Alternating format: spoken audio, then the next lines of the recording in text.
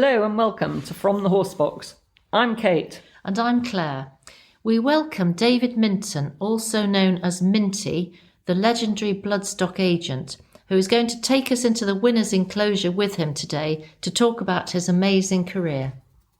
Minty, a Shropshire boy whose passion has lasted your lifetime. Tell us how this all started. Well, yes, I was born in Wellington, and then we moved to Shifnal and lived there all my young life in Shifnal.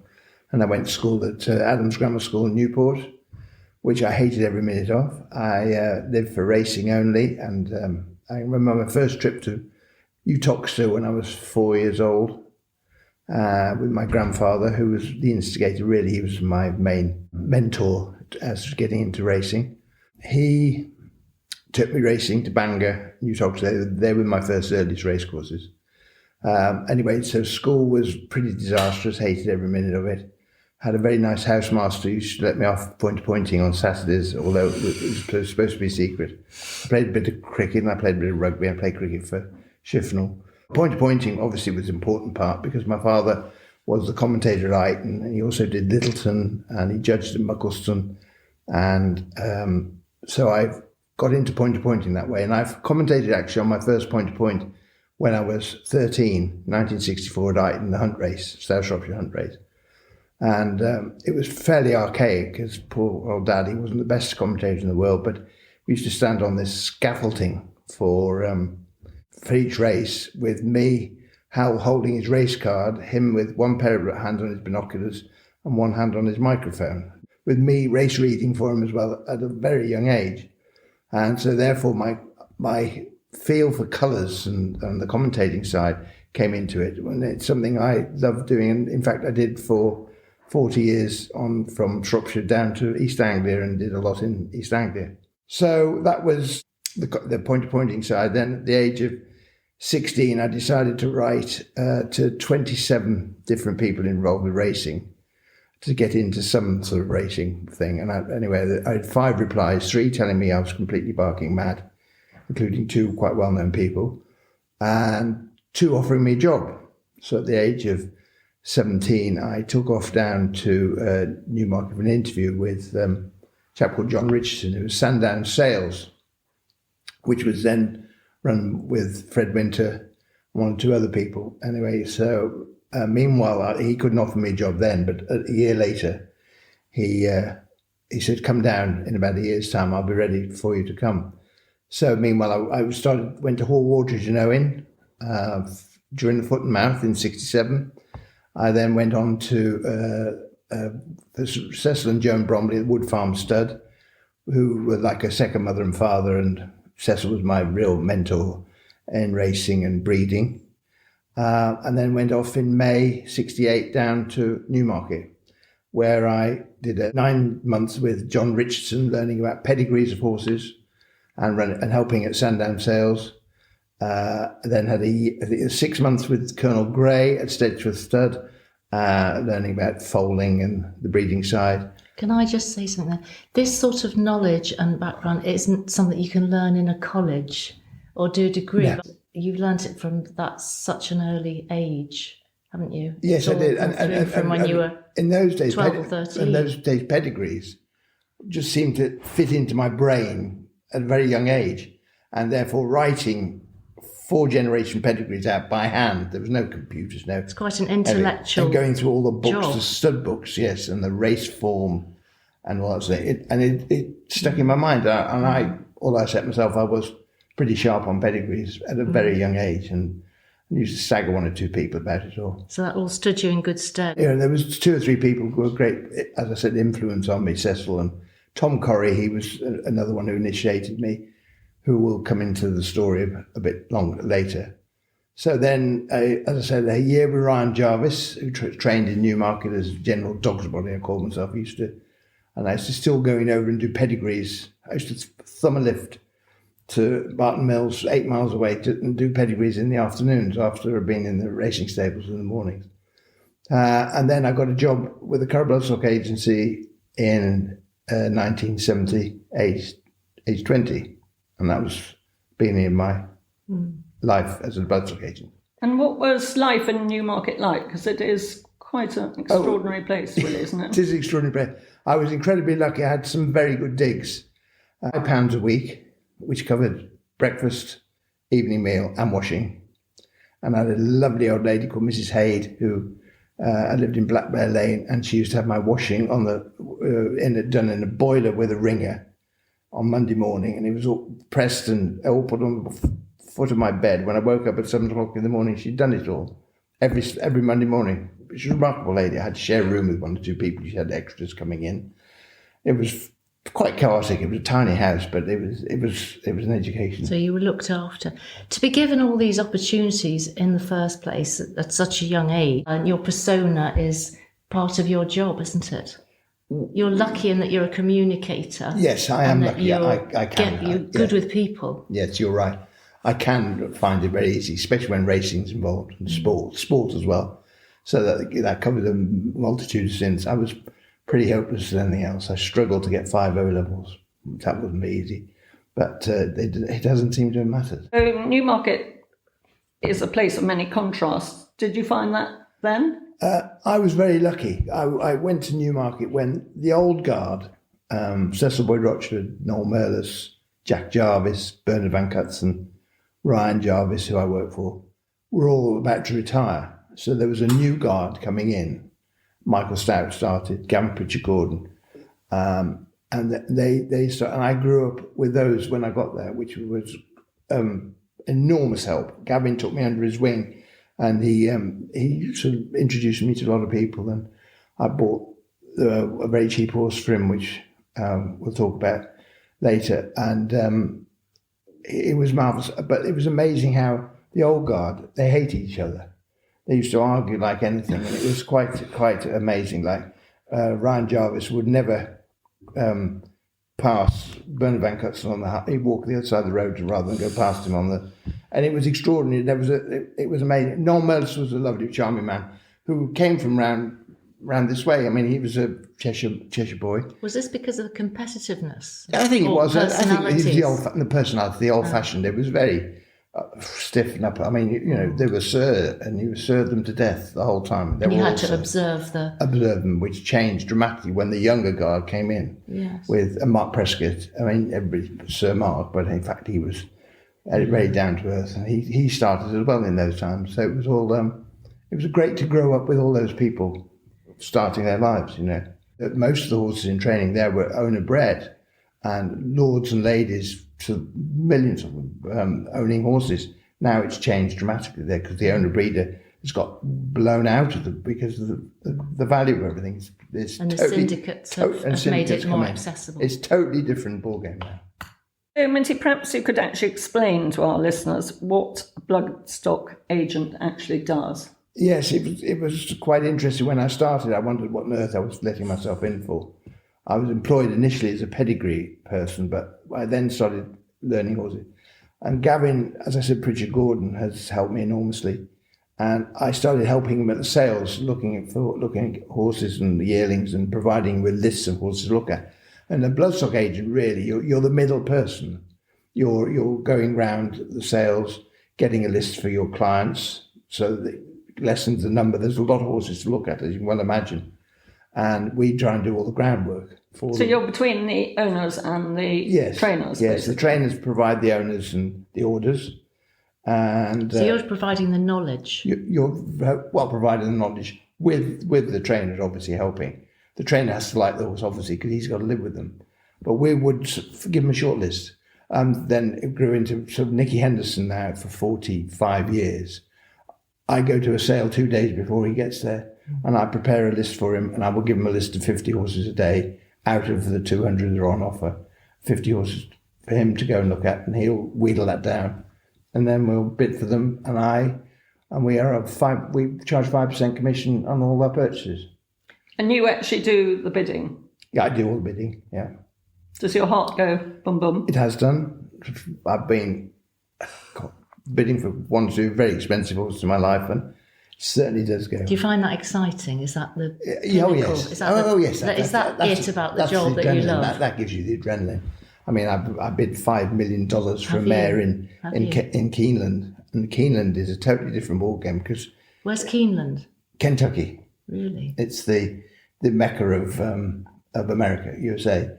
Then they've got Saratoga, then they've got California. But basically, Kentucky is the new market of Which USA. do you look at first? Do you look at the pedigree first, or do you look at the animal first? No, or is it... the individual matters.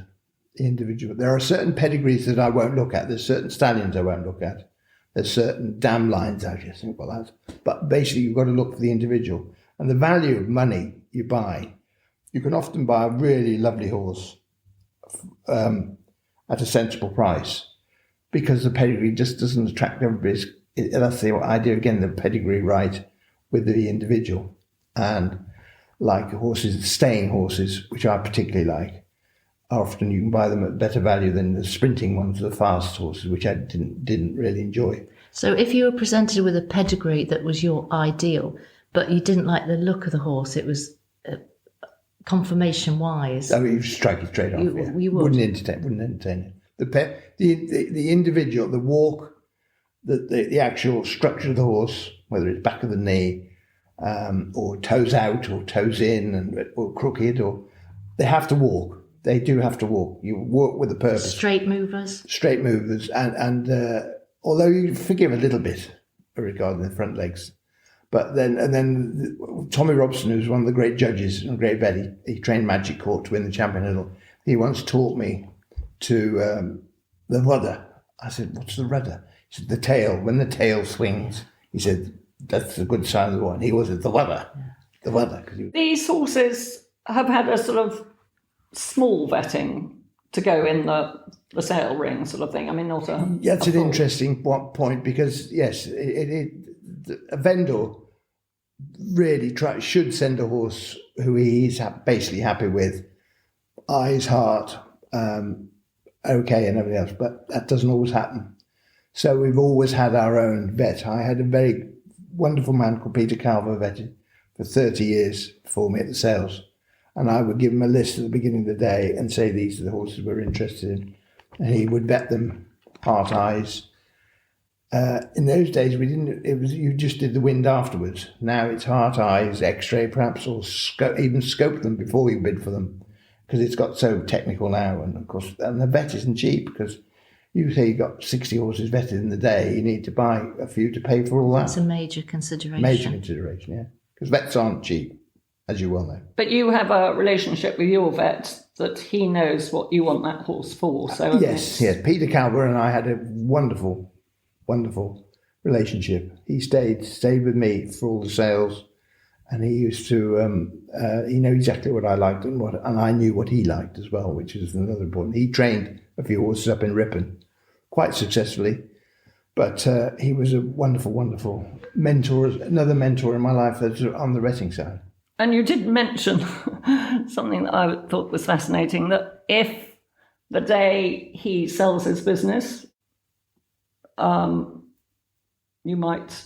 Well, I mean, these vets are huge conglomerates now, aren't they? Yes. Now it's got ridiculous. The last 5 years, I suppose, yes, it is 5 years. Rossdale's have been sold to a financial company. Vernwy, our vets here, they've sold out. The partners have all made a fortune.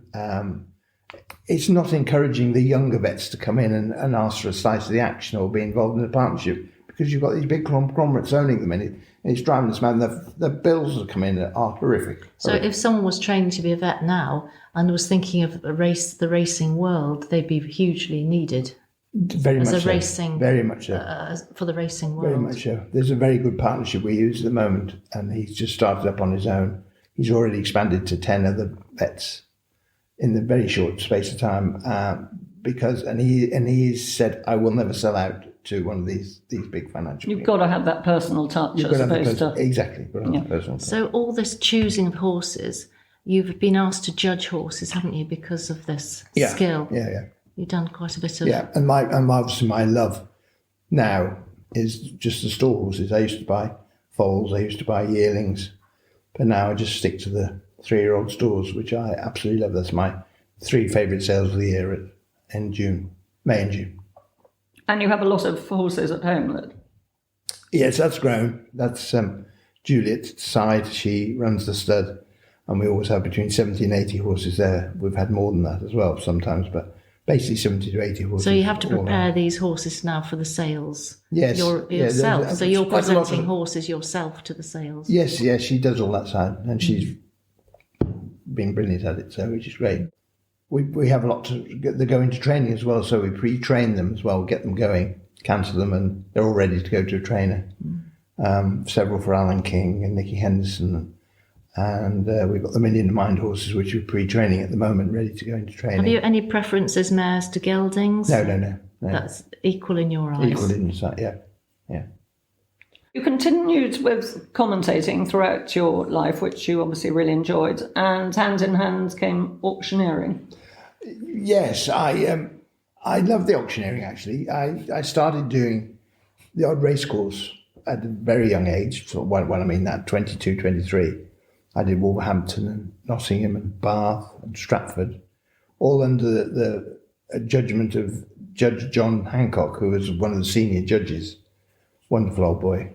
And he got me to help him out when he couldn't get around the country, and he was a hell of a character. And so I used to do the racecourse, and then I gradually got into a lot of charity auctions, and I sold, I think it was 25 years I did the Countryside Alliance lunch at Cheltenham, and they very kindly gave me a lovely what sells memento well for it. in those auctions for the Countryside Alliance? Well, What you sells sold well? everything like fishing and you're shooting. Yeah. My best story was selling a great friend of mine 2 alpacas. Oh, I love this. Go on. Where he was horrified, but I knocked it down with great relish and said, I've always wanted to do this. And poor Andrew Merriam and Jean's they've now got 12 alpacas. So I've had a lot, every time I see them, I get, this is all your fault. This is all your fault, and all those things. And what about the lingo? How did you? Well, pick that up? the lingo, I've always tried to, I'd love to do the American style, because they have a sing-songy tone to them. Mine was, well, I wasn't say mundane, but... Are we allowed a little No, taste I'm too of old. it? I'm too old. I've lost the urgency. I'm of it. fascinated with the skill of Sadly, when auctioneering. I had my stroke in 2008, Yeah, no. I found that commentating and auctioneering, The most stressful things. getting the speech out was quite hard. And we better tell our viewers too that Minty has just come from the dentist, so actually it was a bit of a He's loaded doing question. extremely well. No, but auctioneering, all that effort in the patter is you're mesmerising people, aren't you? Yes, you've got to know your You've got to be clientele. quick. I did the charity auction for a long time at Ludlow, and we had some dear ladies there. One especially, Mary Carpenter, who used to come every year without fail, and always buy at least 5 of the things. And I said, Mary, you've done it again. She said, well, I have to buy the grandchildren their presents. So she bought them day shooting, and so you knew full well she wasn't going to stop either when she'd been, which is slightly naughty because you'd run her up a bit, but within reason. That's reason. a different skill That's altogether. a different skill altogether. Yes. But no, you have to know your clientele, and like, I could take the mickey out of certain people. I could be quite rude to 1 or 2 people as well. That's called working the room, is it? That's to your yeah, audience. work in the room, yeah, and getting and they all seem to sit in a similar position. So every year you knew exactly where they were. And that's also happens in the cell ring. Oh, does it? Not that I've ever done it in the cell ring, but everybody has a favourite spot in the cell ring. So it's a power auctioneer- play of where they are around Yes, the ring. the auctioneer always knows where, like I stand in the same place every time I buy a horse. At And is that Tatzel's out of- and at Goff's. Is that out of superstition or No, it's just a thing where in you life are. happens, Yeah. you know. It's putting your marker down. And the auctioneer knows exactly when you're in, and yeah. So, but I always wanted badly to sell at Tatzel's. I never got that far. I did sell at Bottrell's at Ascot sales. I sold 70 lots there one afternoon because they couldn't find another auctioneer. Which, being a bloodstock agent, wasn't really the ideal thing, but it was quite amusing. And then I did sell at Goff's in Ireland. Sold the National Unfolds a long time ago, but that didn't go down very well with the vendors because they thought I could. Anyway, it all worked well. I enjoyed it. I did. I loved it. In fact, I was a very frustrated auctioneer, really. Tell us about Cheltenham, your happy place where dreams really do come true for some people. They certainly did. They certainly did for me because it's been the highlight of my life. really through the last, since my first Cheltenham festival was 1973.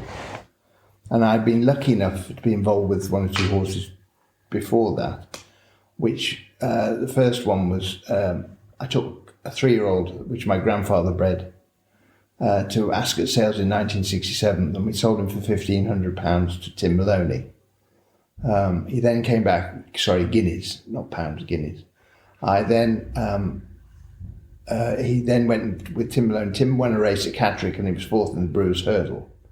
He then came back to the sales, so the owner went bust. He came back to the sales the following year, and Fred Winter bought him for £3,500. He duly then proceeded to win one or two quite good races. Then he got a leg and had a year off. But he then came back over fences, and he then turned out to be probably one of the best jumpers we've ever seen, a horse called Pendle, who never won a Gold Cup, but he was beaten a short head by the Dickler in 73. And he got brought down the following year by High Ken when he was absolutely running with cantering.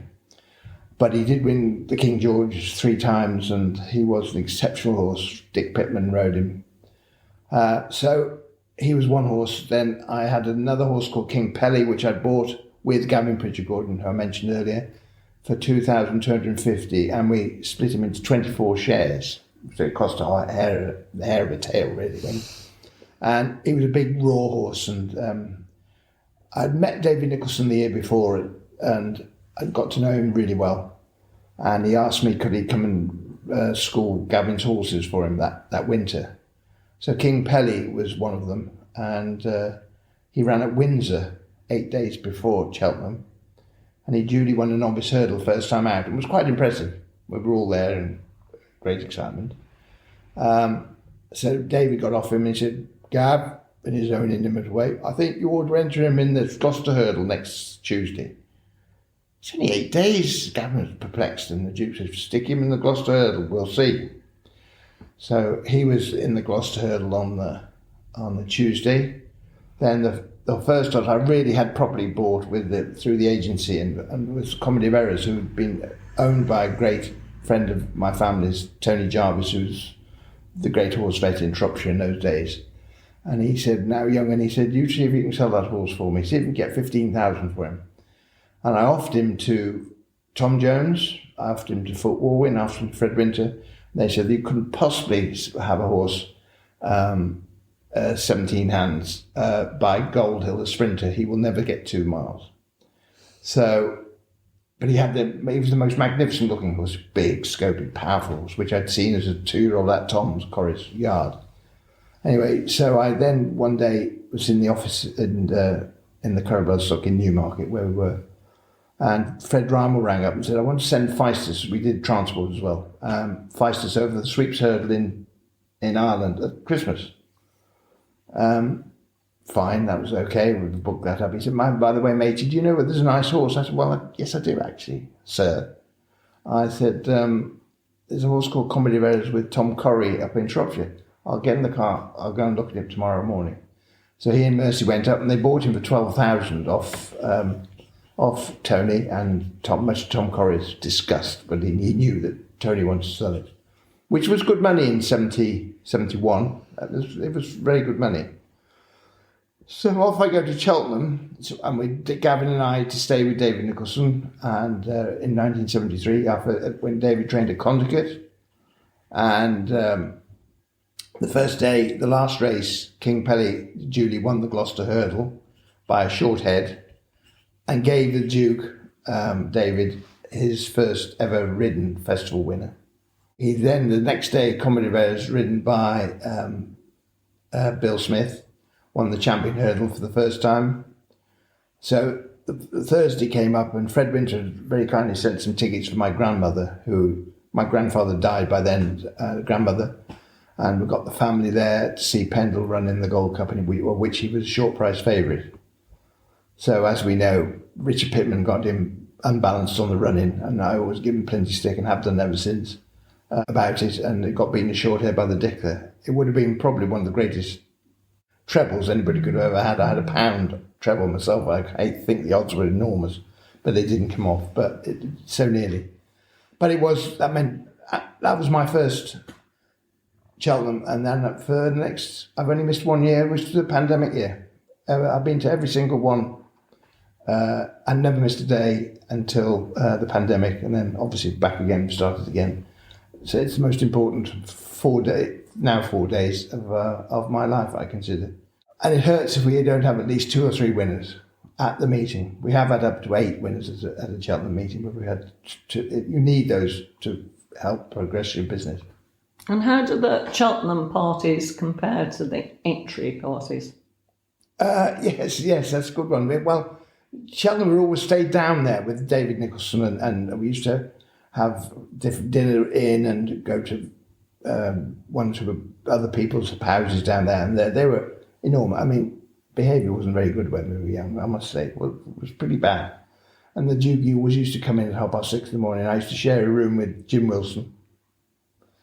And the Duke used to come in and throw our bread coats. He knew full well we hadn't got in until about 4 o'clock, and he used to come and make sure we were up well in advance of anything. And so we didn't have much time to sleep. And in those days. But they were good. Aintree was slightly different because you used to come home. We then started staying up there, but we used to come home a lot from Aintree. So you didn't really have the parties in the car park were the big thing. At Aintree? At Aintree, yeah, in the car park. Nicky Henderson and I always have a good drinks party after each race meet, each day at Aintree. No, you're staying at a hotel. We stayed in the Titanic. The last 4 years we stayed in the Titanic, which is great, and everybody, all the racing people stay there. We've got it's just a great atmosphere there. Obviously not a disaster. No, it's been pretty good. It's been pretty good. Aintree's been very kind to me as well, so I can't complain too much.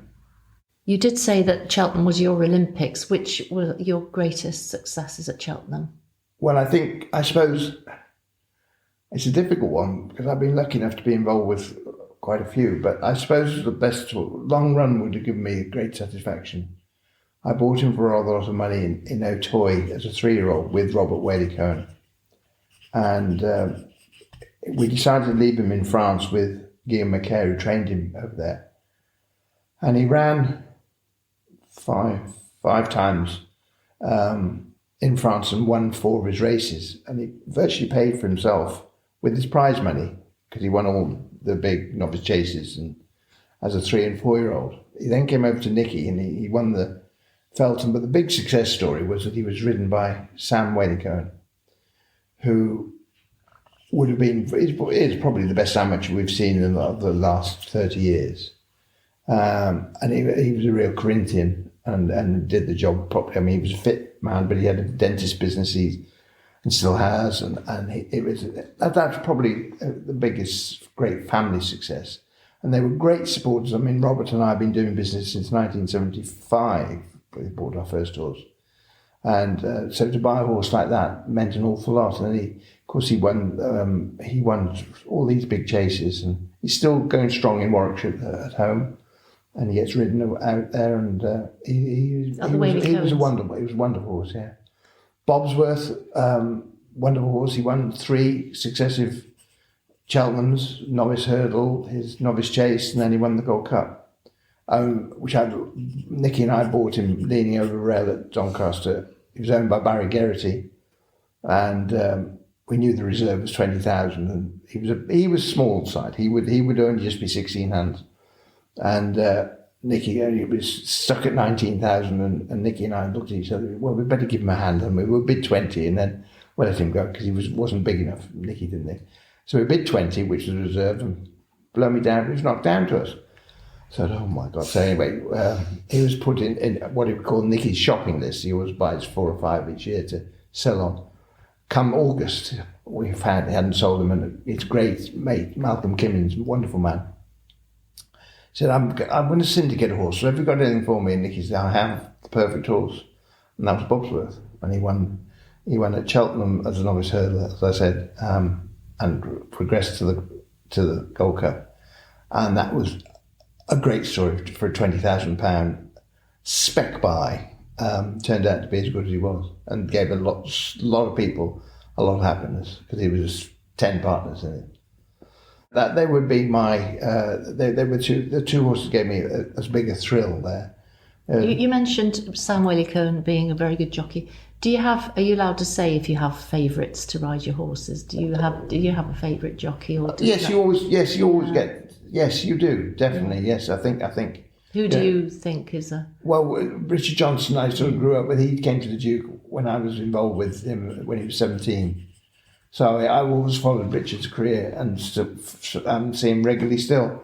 And he was as good a jockey as you want riding for you. He was. The Duke always said he can't see his ride properly, but he said he's a good boy. He's a good boy, and we always joked about Dickie not quite seeing the stride he should have done, but he would be as good. Obviously, AP McCoy was different class. Was he? He was totally talk about blinkered towards. I mean, he was amazing. How he ordered winners, and if he didn't have determination. Yes, yeah. And you touched on syndicates. This is yes. Well, that came into my life with Million in mind, which I bought a horse in 1990 for Julie Cecil to train. Julie just left Henry, and I said I'll buy a horse, and we syndicated with 20 people. And I said, what are we going to call it? I bought it with the Million in mind, the race in Ireland. Well, she said, that's straightforward, but let's call it Million in Mind. So we bought this horse and split amongst all my aunts and uncles and some great mates, including Ken Oliver and Hunter Rowe and lovely people. And we had won a race, and then we sold him, and then we decided to continue it. We had 1 or 2 flat horses with jumping, but we then stuck to jumpers, and we buy each year 5 or 6. This year we're down to 4 because it's so expensive to buy them, but 5 or 6, and we sell every year. We sold at Doncaster, and we've had some fantastic touches, really. We sold a horse for 530,000 there, Guard Champetre, which JP McMahon's bought. We sold Grand Roy for 400,000. We sold Mr. Banjo for 290,000. So it's been a big success on that, and people just rolled over the money. They've taken profit twice in 33 years, but they all keep coming in when they top up. We're a little bit short of shells at the moment, so your owners and buyers and things, have they moved into a more international? Not jumpers, clientele? not jumpers at all. No, jumping, they're pretty stalwart. No, definitely not. Although France came into our lives in the 80s with a very good man called David Powell, who was the sort of top agent jumping-wise in France, and he asked if he could do business with me, as I say, a long time ago.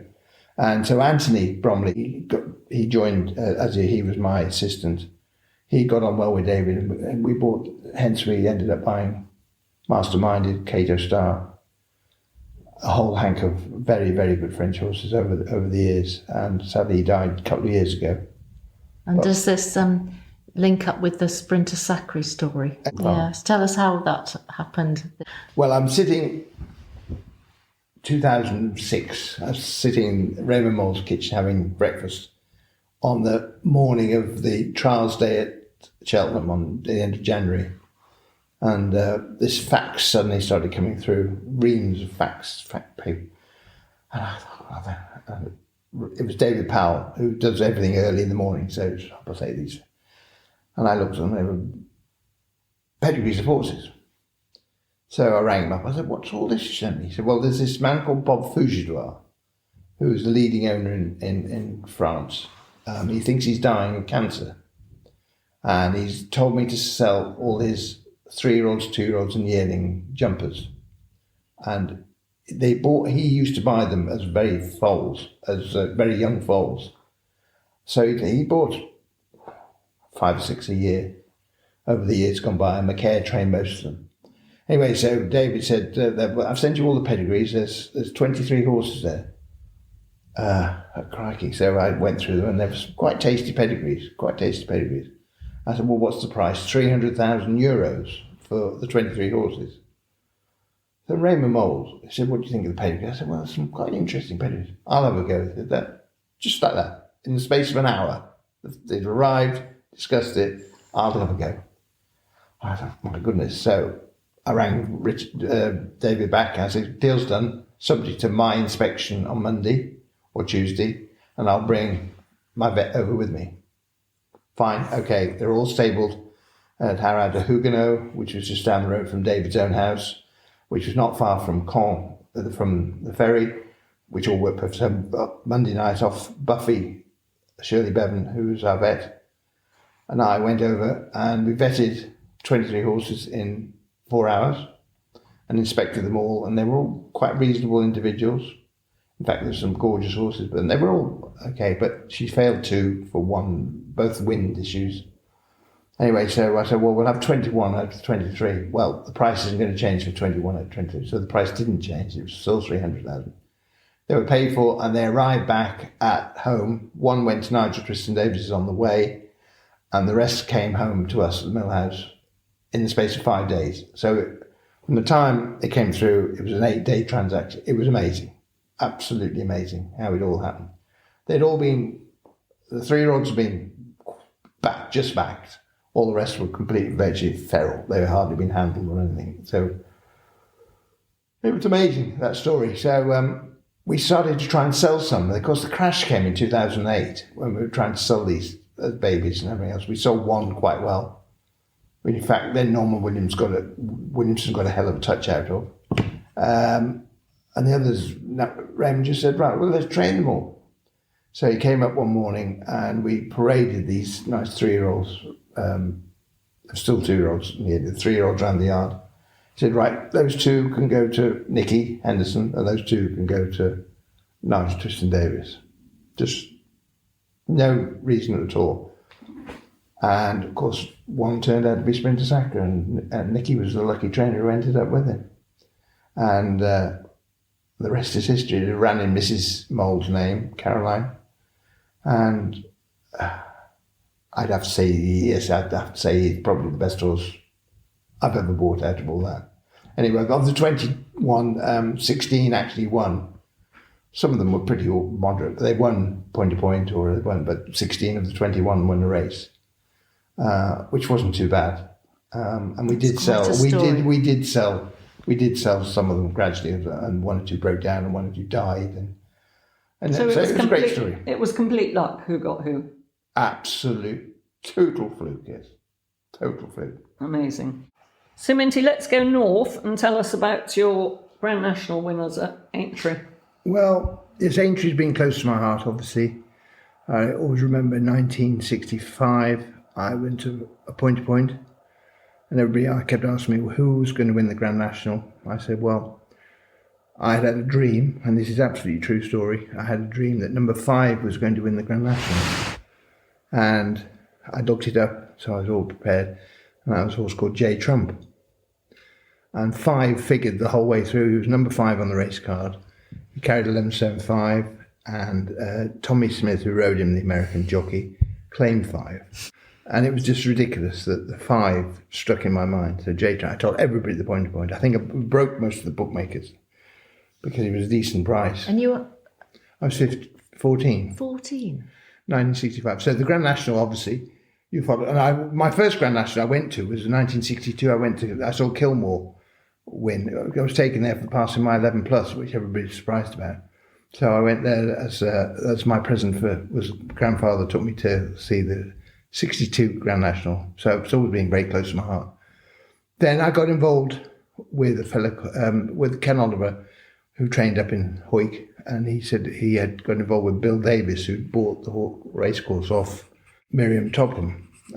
We bought a horse called Wolverhampton, who turned out to be as slow. It's one of the slowest. He's beautifully bred, but he turned out to be as slow as hers. And Mr. Davis nearly knackered Aintree by threatening to build on it and all this thing. Hence the big saviour thing, which Nicky Henderson's father, Johnny Henderson, led, and it was saved by the Jockey Club. So it's always been quite close. And then that's in the days of Red Rum when Aintree was saved. Exactly, in the days of Red Rum, yeah. And that basically Crisp and Red Rum, and then the history of those in the 70s that basically saved the race because it became epic, and the following got bigger and bigger, and it helped so much. So obviously I used to go every year, and I used to stay with Doug Francis at Tilston, and obviously met everybody there, and Dick and Merrick's one of my best mates now, Merrick Francis, but Doug was like another father to me. I've been very lucky with all these old boys used to take me under their wing, and then hence met Bobby McAlpine and everything from that. So Aintree off we went, and then the first Aintree Grand National winner we was Party Politics in 90, whatever it was, same year as the election anyway. And David Thompson of Cheveley Park, of which I've been very much involved with in my Bloodstock Agency life, said, well, I want to run the Grand National. It was 48 hours before the race. That was great.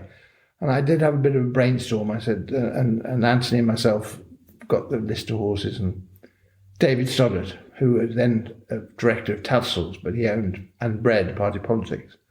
And I happened to get David probably when he'd had one or two drinks too much in the Turf Club on the Thursday night. And I bid him, it's no secret now, but it was 90,000 plus 10 if he won the race.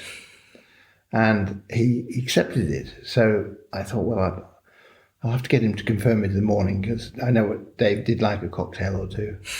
And he duly, he confirmed it the next morning. The vet was moved in, taken it, because the horse had terrible wind problems, breathing problems, and he had been tubed, and Nick Gazey trained him, and I said, Nick, we bought the horse, and he'll stay with you and hopefully for the rest of his life. Anyway, Julie with Carl Llewellyn, Julie won the Grand National, much to our utter amazement. And David and Pat Thompson, we stood on the top of the old county stand with the top before it was all renovated, and we stood there in complete shock and surprised when he won. And how much was the prize money in those days? Yeah, well, it was nowhere near what it was now. I think it was about 150,000 for the winner or something. It wasn't anywhere near what it is now. Just briefly, what's the experience like to have a winner win the Grand National? Well, that was we were so shocked there. We were utterly speechless that we happened to do that. That was amazing. We all went down to Lambourne the next day. But yes, the experience is amazing. So then, obviously, Trevor Hemmings came into my life, and we bought Hedgehunter prior to the race with Stay with Willie Mullins. I paid 70,000 for him. And that was Trevor's first Grand National winner, which he always wanted to win.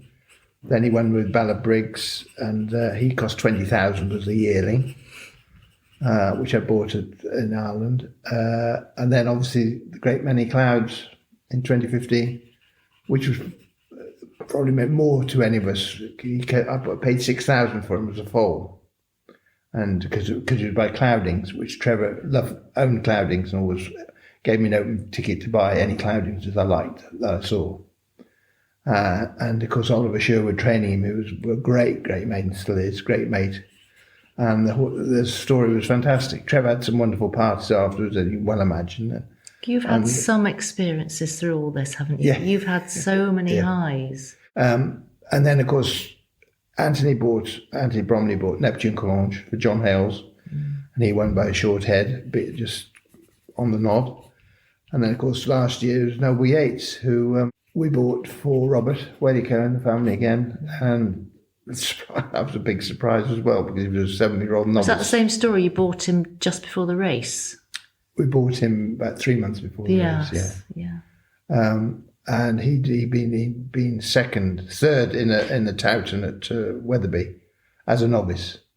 That allowed him to get qualified for a handicap, because otherwise he wouldn't have been able to run. And he was, Anthony was very sharp on that. He found him, he suddenly twigged it. So we got him down at Mullins, and we bought him at not most ridiculous price. He failed the vet, funny enough, and Robert said to the vet, well, if you were going ahead with it and I wanted a runner in the Grand National, he said, I think I'd take a chance, Mr. Willie. And he did. The rest is history. That was a truly remarkable. It was Sam's final ride of all times as well. He retired there and then. You've mentioned Anthony Bromley a couple of times. Would you like to just expand on how important he is to your work? Yes, I would. Anthony, his grandfather Cecil was who I went to when I left school and did the stud season there. He, at the age of 12, was at one of Cecil's parties, Christmas parties, He came, he said, I want to work for you. I said, no, don't be silly. He went to the same school as me. He got 10 O-levels, 4 A-levels, was West Midlands junior sprint champion, and he came down at the age of 17 to Newmarket for his summer holidays to see what it was like. And I said, right, what's university going to go to? Because he could have sailed into any university with his grades. And I went, oh, I'm not going there. I'm not going home. I'm going to stay here. I said, don't be so silly. And he stayed with me. I sent him off to Cheveley Park for his first stud season. Second stud season, I sent him to Shadwell Stud because they had the most wonderful, Bill Cornish, who was the most wonderful stud groom. Are they the top two? They were the top two in England. And I sent him to Lane's End in Kentucky for his third season. Sadly, he fractured his leg playing soccer, so I had to go back and bring him home. And he never left the office from then on. He did all my catalogues. He marked my catalogues up. He found the right pedigrees, and he gradually made his own introduction. He learned from me the conformation and the breeding, the pedigrees, and he was a bright boy, so it didn't take too long.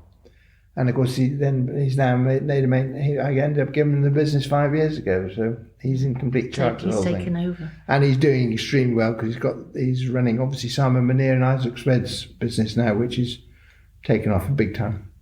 That's great to hear. Is there anyone else instrumental in your career? Well, very much so. I've been lucky that I've only ever had 2 secretaries since 1985.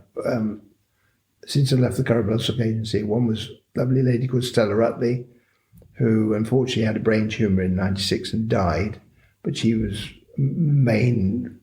working behind all the scenes in David Minton Bloodstock.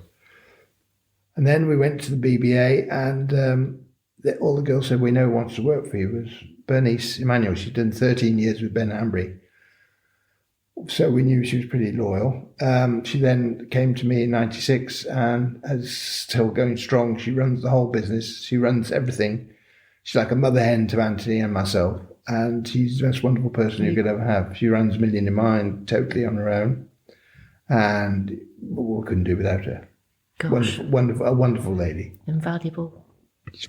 So judging young horses, you must have been to the top shows. Well, yes, I actually was quite... It was not until I got into my 50s.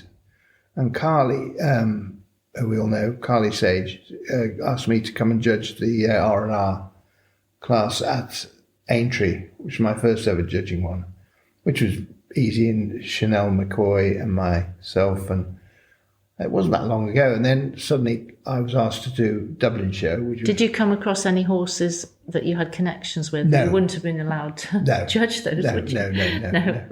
And then Dublin? And then Dublin, yeah, that was 2 days. That was very intensive. And trying to find me a bowler hat was the hardest thing. They scoured Dublin, and my head doesn't really suit a bowler hat. So it wasn't it was quite amusing, everybody trying to stuff things in the side to get it to sit firmly. And it was a nightmare. And there were 2 of us, one chap from Suffolk and myself. And we did all the yearlings, 2-year-olds, 3-year-olds in hand. And it was 2 days of very intense judging. And I think I was the first person to call for a referee, because he and I disagreed on who should be supreme champion. It was the 3-year-old. He wanted the 2-year-old and I wanted the 3-year-old. And the 2-year-old, I didn't like at all. So I stuck to my guns, and Libby, anyway, she was... the referee. Yes. Referee came, and she obviously wasn't allowed to watch the class or anything else. She came and she pulled for me. So I was mightily pleased with that. And it turned out she cleaned up the nice 3-year-old. Totally correct. She cleaned up and everything, so that was great. And then the following year, I ended up with I was pretty crippled. I had dodgy knees then and dodgy hips, and staggered into the arena with black tie and everything. Did Hoy's all in hand Supreme Champion. So that was the glamorous one. Which did you enjoy? One. Oh, Dublin. I enjoyed Dublin. Dublin. Fascinating watching people. There were people there who stood there all day watching. 2 or 3 I knew quite well, and they all came up with comments afterwards, and they noticed how I... And that's the first time I didn't have a clue what to do. It was the first time I'd ever done that sort of And it was great. It was is a great a passion in Ireland, though, It isn't is a huge passion. Yeah. A huge passion. And it was a great honour as well, great honour. And we had, and it was, no, I thoroughly enjoyed it. And Hoyes was okay, but I was struggling with my knees, and I did have a nice, helpful judge there as well. The Supreme Champion was a 2-year-old cob, moved beautifully, pretty little thing, but... Do they want to keep you in Ireland and find you other things to do and come and look at this horse and come and look at that horse? Oh, yeah, well, that's often happened, yeah. When I go over there, I went fishing once, and I stood there, and this fella came over with 2 horses, one in each hand. Is that David Minton over there? I hear he's all fishing out there. And the gillie took me in the boat across the river down in Cork, Blackwater. And I look at these 2 horrible 3-year-old stalls by Buckskin. They were back of the knee, the most horrible thing. He said, would they be any good to you? Would they be good to you? I said, well, I'm afraid I don't like them all that. And in the end, it got ridiculous. 2 more arrived that fellow later on that afternoon. Were they any better? But I realised that fishing wasn't for me. So luckily, Johnny Harrington, my dear old Johnny Harrington, came down. We went off looking at horses. Saved you. They saved me. So. You're about to write your book about all your career. I'm under a lot of pressure from certain people in Shropshire about my book. And in COVID, I sat down. I have done my first 35 years of my career. And Bernice has typed it out. It's all ready, and she keeps saying, "When's the next edition coming out?" So you're nearly halfway there. I suppose I am halfway there, but there's quite a lot to cover. And my memory isn't what it was, and I'm finding it quite difficult. And you do need motivation to write a book. I don't care what anybody says. You do need to be driven to do it. Does it have a name? Minty's Memoirs. Absolutely. Minty's Memoirs. So, yes, watch this space. So we're now going to have some quick fire questions. I'll start. Favourite holiday destination? I've been lucky enough to have some pretty nice holidays. I've been taken on 1 or 2 very smart boats. But I have to say my favourite one was Tortuga Bay in the Dominican Republic, Punta Cana, Dominican Republic, where I've had 2 lovely golf courses, and Willie Jenks and I played a lot of golf on it, and that would be my favourite. But I'm now not allowed to fly longer than 4 hours, according to my wife, because of my heart problem. So that's come to an end, sadly. But I hope one day she might let me go back there. So a cocktail that best describes David Minton. A Bloody Mary. My Bloody Mary. Every Sunday of my life, I have a Bloody Mary. Followed, but my usual drink in the evening is vodka and tonic. No, red wine. I've now heard that there was a thing on Instagram, one of those doctor things, said that a glass of red wine a night is the best medicine you can have. I'm not allowed white wine because it's too sugary, and rosé is not good for me. So I do have the occasional red wine. Red infuriator. Yeah, well, if you go to the doctor in Italy, the doctors prescribe red wine. Red wine, yeah. Best moment on a racecourse? Yes, that's a difficult one. I'd have to say Sprinter Sacre's second win when he on his comeback run in the Champion Chase had to be seen to be believed, and that was almost certainly best. But the one that meant more to me than anything was my silver winning the Triumph Hurdle in 1994 for Million in Mind, because my mother had a share, my aunt had a share, and we bought her for 27,000. She was a revelation. She was unbeaten, and it was the most amazing performance you could ever see. Little chestnut filly, 15-3, jumped brilliantly, and David Nicholson trained her. And the party afterwards, you're talking of parties, was we drove back to Ford, at the bottom of Jackdaw's Castle, and there were signs all up the village. They put "Well done, my silver" out of the windows of all the houses in the village, and the party in the plough at Ford was of epic proportions. And I well remember my mother and my aunt, with my Adrian Maguire with his arm round both her shoulders, swinging off and saying, "Jesus, Mrs. Minton, this is where she tried to bite this one. She tried to bite this one." It's Adrian Maguire explaining her trying to bite the horses up, annoying her on the outside. And she duly won. And she meant more, because we then sold her 150,000 at Doncaster the following May. Very Sadly, special. she broke her leg, but not in our ownership. But that was a very, very special day. Yeah, very special day. 3 things that you would take to a desert island. bottle of vodka. I love vodka. Some tomato juice. Some tomato juice. I haven't given that one thought. That one. 3 being. Definitely, I'd have to have. I'd have to have some music, wouldn't I? I definitely love. What love is my your sort of music? 60s music. I'd have a 60s combination. Something buzzy. Yeah, and I loved all the Beatles. Something lively. I love Beatles music, Bob Dylan. Travelling Wilburys, probably as good as I like, yeah. Your dark horse, so one that we might not have heard of. This year, yeah, there's a nice horse we bought this spring. 4-year-old in France called Excello, EXCELLO. He's a novice over hurdles, but he's won his novice chase as a 4-year-old with Autoy. Got some very good Autoy form. He's been second in 2 novice hurdles. Sort of horse would go for the Ballymore at Cheltenham. Hopefully he'll be a good chase in the long run. And Nicky said he's done particularly well out of grass, and he couldn't be happy with him. I'm quite excited by him. If you weren't involved in horses, what would you be doing? Well, I always used to think I was good at golf, but I'm pretty sure I'm not that big golf. With my farming, it would be farming, because my farming background would have to be farming. Something in farming. Yeah, definitely something in farming.